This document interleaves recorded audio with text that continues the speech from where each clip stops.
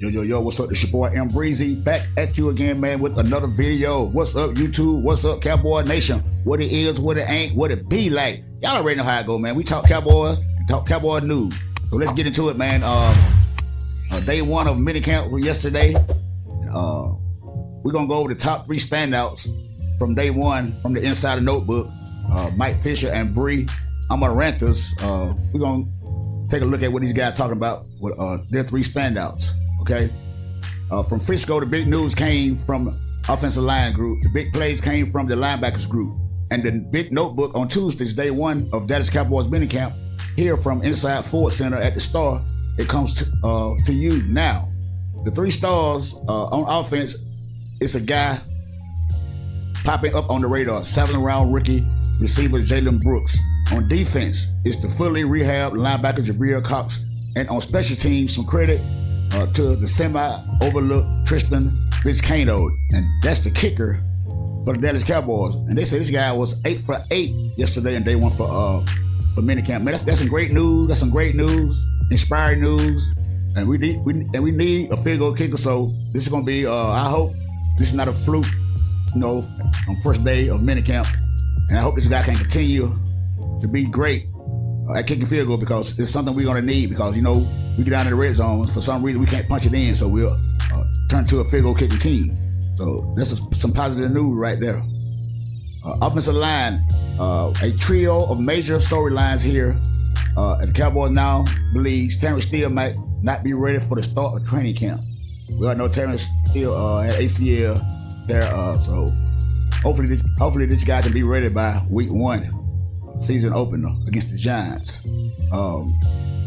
We'll have to see when we get the auction odds, said Coach Mike McCarthy, and maybe that explains in part why Dallas finally unveiled the second major storyline in this group. Tyron Smith working at left tackle this week, with Tyler Smith lining up at guard.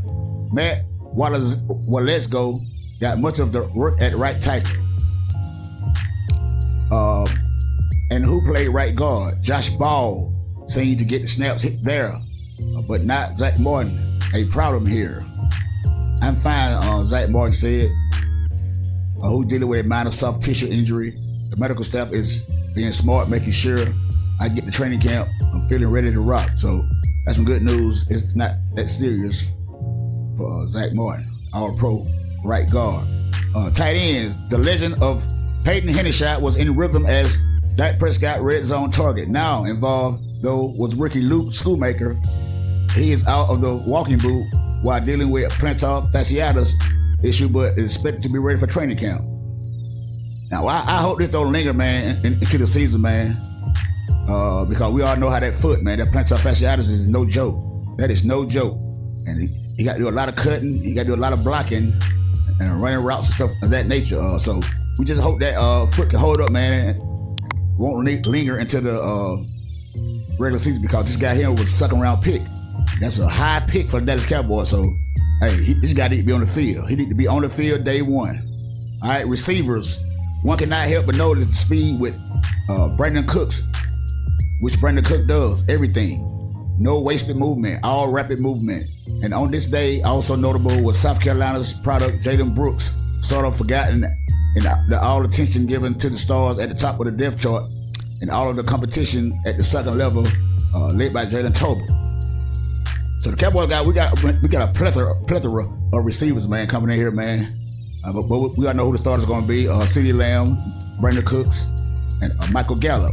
But you got Jalen Tolbert. Now you got Jalen Brooks. So is these guys going to get on the field? That's why I want to know if these guys are going to get on the field. Jalen Tolbert was the 3rd round pick. He was a top 100 pick 2 years ago, and this guy has yet, produced anything for the Dallas Cowboys. But we'll see this upcoming season, man. And when we get to training camp, we hope everything is everything on the up and up. We hope our quarterback can get a rapport with these receivers, man, because we need Dak Prescott to be on point with these receivers this year, because we got a lot of teams this year coming up with a lot of good defenses. So you guys got to be sharp. You guys got to be on point. If I was a Cowboy receiver and I was Dak Prescott, y'all need to continue to go to Dak Prescott house. Y'all need to go over there the whole off summer. Y'all need to go to Dak Prescott house in that backyard, in that football field. Y'all need to get a connection. Y'all need to get it down packed, man, because we don't want to go into the season, man, seeing this y'all not on the same page. Like that Prescott said last week in an interview. Y'all, it seemed like y'all not on the same page, and y'all receivers were not where he wanted y'all to be at. So we need y'all to get together, man, and work on y'all connection, man. And y'all need to find out. He need to find out where y'all want the ball placed at and out of the breaks. And hey man, this got to work because this is a passing football league. So if you can't pass the football, man, you're not gonna win in today's NFL. That just is what it is, man. It is what it is. But Brooks made at least 2 plays that were eye catchers, including a touchdown catch. And now we got to include him as we watch Wednesday's Day 2 minicamp. Running back Mike McCarthy praised Tony Pollard for having done an outstanding job in a leadership role. Of course, Quiet Pollard does that in different fashions than the colorful Ezekiel Elliott, but the void might be maybe being filled. So they're trying to say that Pollard gonna be some kind of lead spoker in the locker room.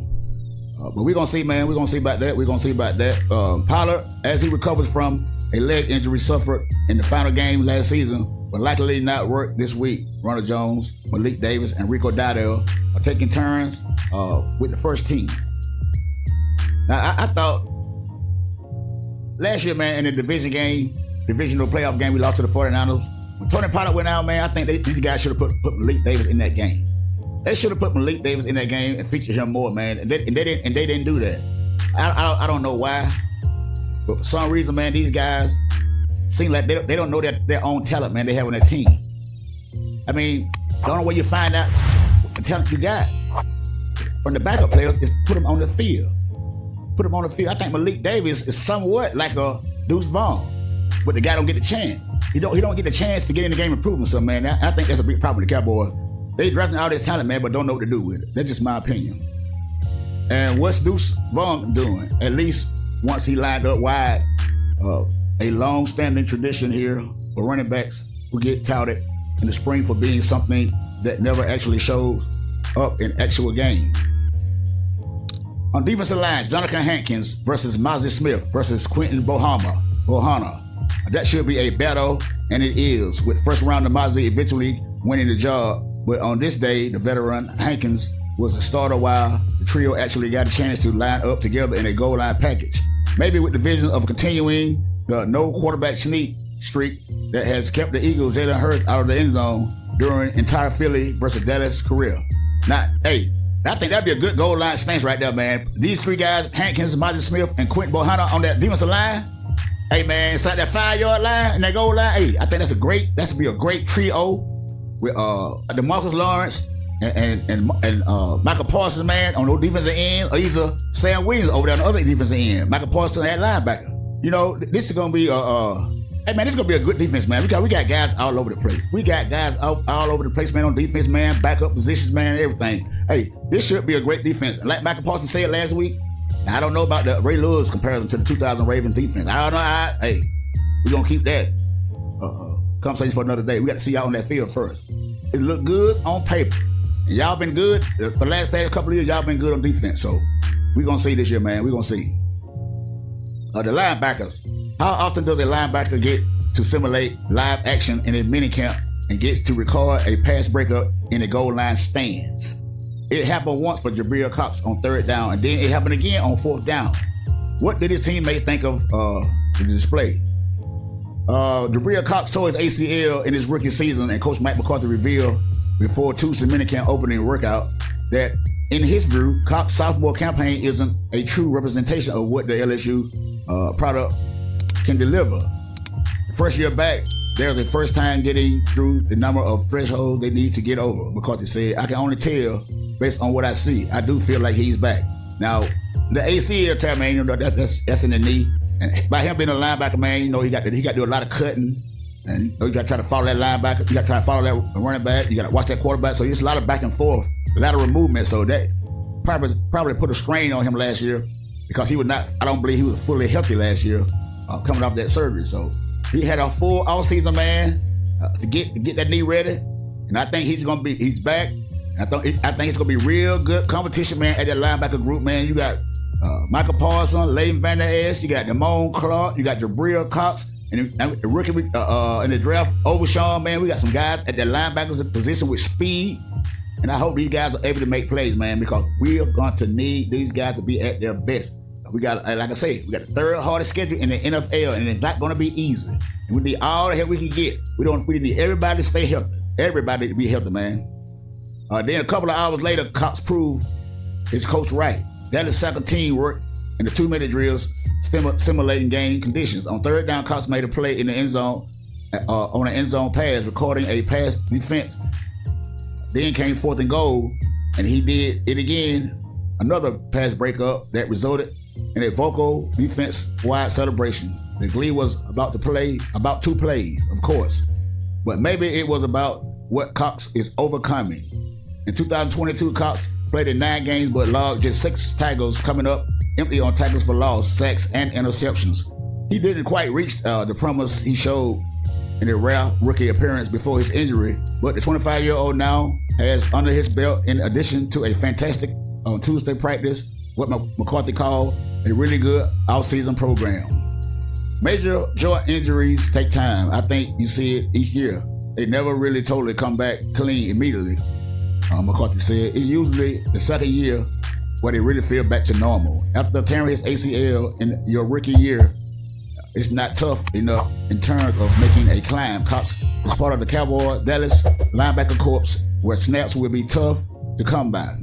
In addition to the presence of pass rushing linebacker Michael Parsons, Leighton Vander Esch is locked into a spot, and Damone Clark, another LSU youngster, is on the depth chart ahead of Cox. But when the opportunity for Cox to step up in 2023 is there, he must take it, and he did so on day 1 of minicamp. So there you have it, man. But linebacker Jabril Cox, I hope this is gonna be a year, man. This is a year to prove yourself. This is a year to prove yourself, because when you're at your absence, we had Damone Clark drafted the next year after you got hurt, and then this year we got Overshawn. So hey, you can never have enough linebackers, and I think Jabril Cox is a good linebacker, man. I think he's a really good linebacker, and this is his time to prove that he is a true linebacker and deserving of that role to get some of those snaps behind Michael Parsons and Leighton Vander Esch. All right, defensive back. Cowboys have scheduled 11-on-11 work in this minicamp, but decided to back off and limit things to 7-on-7. Why? McCarthy has been fined by the NFL twice in the last 2 years, conducting workouts that the league has deemed to be too physical, a CBA violation. No 11-on-11 keeps the physicality down. So they're watching. The NFL has been very strict on these, these physical drills during the OTAs and minicamps, because I don't think you're allowed to have contact yet. So they're trying to keep that down, keep the injuries down, because they got to have these star players on the field, because they generate that money. And you got to have all the Cowboys players healthy, because we are an American team and we do generate all that money. All right, on special team, while the Cowboys are working to execute a plan to add a kicker, Tristan Vizcaino did his thing. He was 8 for 8 on field goals, though owner Jerry Jones did some recruiting of his own on Tuesday. Boxer Errol Spence Jr. showed up at the Star, and the big Cowboys fan got in a conversation with Jones that must have included DFW native, noting that he did indeed play football in his younger days. I used to play corner and safety as a kid, Spence said. Adding Jerry Jones' joke, he said they might have a kicking job opening for me. So it's gonna be a big fight. I think it's gonna be at AT&T Stadium on July the 29th. And you know, hey, Jerry Jones he gets that money, man. He gets that some money. So there you have it, man. From day 1 of minicamp, man. The 3 standouts. Hey, man, I'm excited, man, about this new upcoming season, man. I can't wait for training camp to get here. We're like 2 months, almost what? 2 months away from training camp, man. I think the Cowboys start like in late July. And so I'm very hyped, man, very pumped, man, about this upcoming season, man. I want to see what the team is about, and I'm glad we got a hard schedule, because if we can get 10 wins with this schedule right here, hey, man, that's gonna be a win all by itself. And if we get 11 or 12 wins, there's no reason why we shouldn't go to the Super Bowl this year. No reason why with the schedule that we got, if Dak Prescott can hold up. I know y'all think I'm a Dak Prescott hater, all y'all want to, but there's nothing I would see more if Dak Prescott does good and then we go to a Super Bowl. Y'all can come back on here my page. Y'all can talk about. I didn't believe you, Dak Prescott. Shut the hell up. This, that, and the third, man. Hey. But I only see what I see. I only what I see, and I welcome you guys to come. I welcome you guys to come. I welcome you guys to come. But don't get all up in your feelings when I talk about Prescott from the things that I see. Because the stats don't lie, man. The stats do not lie. So don't hate on me. Hate your quarterback. Don't hate on me. I just bring you the news, like I said. But anyway, man, hit the subscribe button, man. Hit that like button. Tell your boy what you think about day one of minicamp, man. And how you guys feel about going into this year's training camp and heading to this year's season, man. Until the next time, it's your boy Breezy. I'm out. I'll let you.